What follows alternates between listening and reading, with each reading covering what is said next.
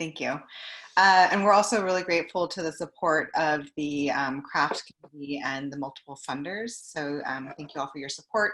And before I begin, I'd like to acknowledge my colleagues on this project. So the leads include myself, Sora Park-Tanjasiri, Salvador Zarate, and Abby Reyes. And we are delivering this presentation on behalf of our partnership, the Orange County Health Equity COVID-19 Community Academic Partnership. So as I think many on this call know, Latina, Latino, Latinx, Asian, Native Hawaiian, Pacific Islander, and Black communities have experienced greater risk of COVID-19 morbidity and mortality, and have also suffered greater social and economic consequences relative to their white counterparts. And this is a pattern that we're seeing nationally and that is playing out locally in Orange County. I also want to note that there certainly are disparate impacts of the pandemic on Indigenous and Native communities, although there are a lot of data issues which are important to attend to. And in Orange County specifically, we've seen this transition from COVID really presenting itself in high-income communities along the coast in Orange County to shifting to being concentrated in Santa Ana and Anaheim. And it's with these trends that we focus on geographically, at least, on Santa Ana and Anaheim, with our partnerships focus on the well-being of low-income communities of color. So very briefly, the partnership, which I'll describe momentarily, focuses on the broad spectrum of the pandemic response, so prevention, mitigation, and recovery and resilience. And this project specifically zooms in to think about contact tracing and really how to bolster the health equity and community engaged approach. And so I'll focus on that aspect. So the Centers for Disease Control and Prevention really outlines some guidelines for contact tracing, which focuses it on state and local initiatives.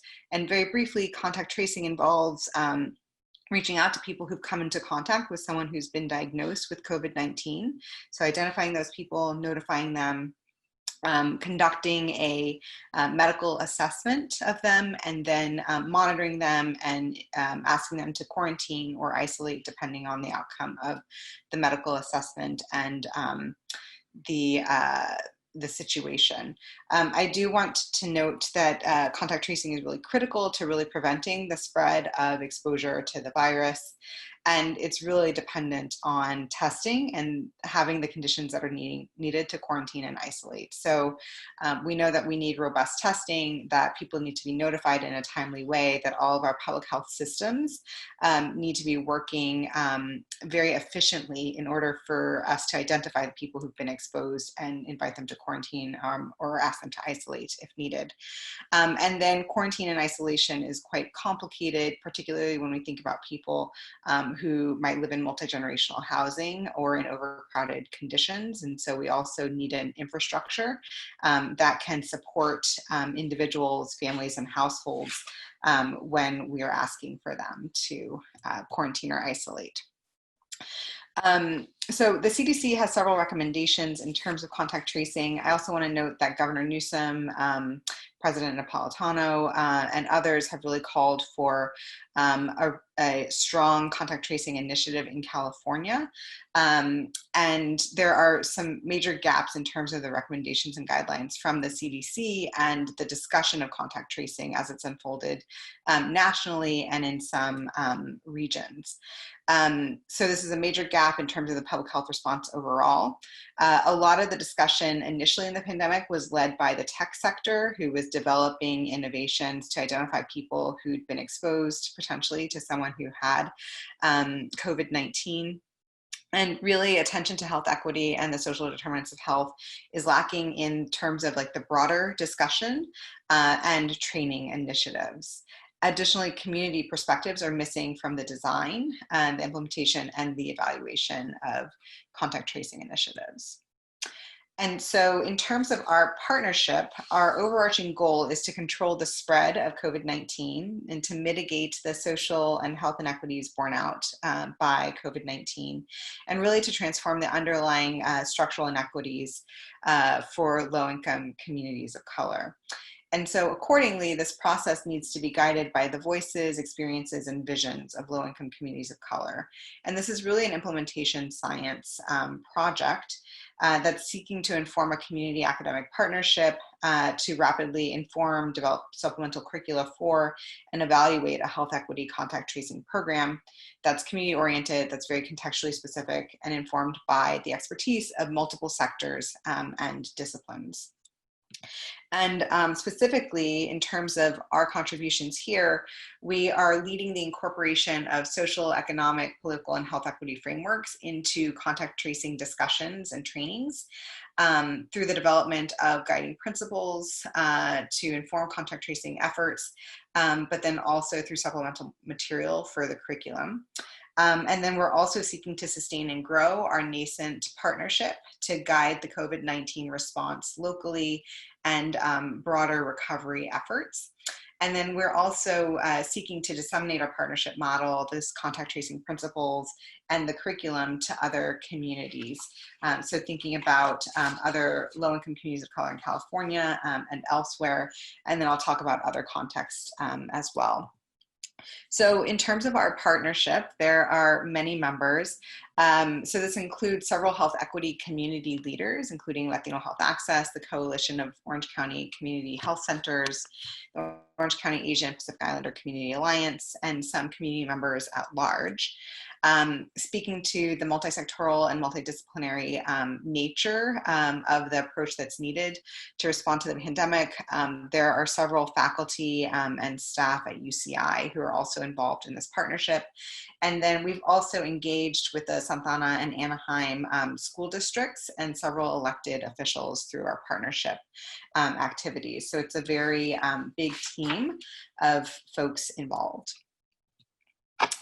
In terms of what it has looked like as far as our partnership informing the health equity contact tracing workshop that's being led out of UCI Public Health, this initiative is really innovative in that we're transforming the curriculum to really attend to the current conditions that have created the pandemic and inequities in the pandemic.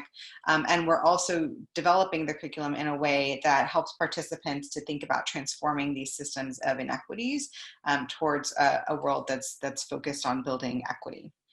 And the expected outcome certainly here is that this will help to mitigate the social and health inequities borne out by COVID-19 and also underlying structural conditions that affect communities of color and low-income communities here in Orange County. And we're leveraging this workshop to build local capacity to conduct contact tracing. So people who have already been hired by the local health department to serve as contact tracers, or people who hope to serve as contact tracers, are involved in this workshop.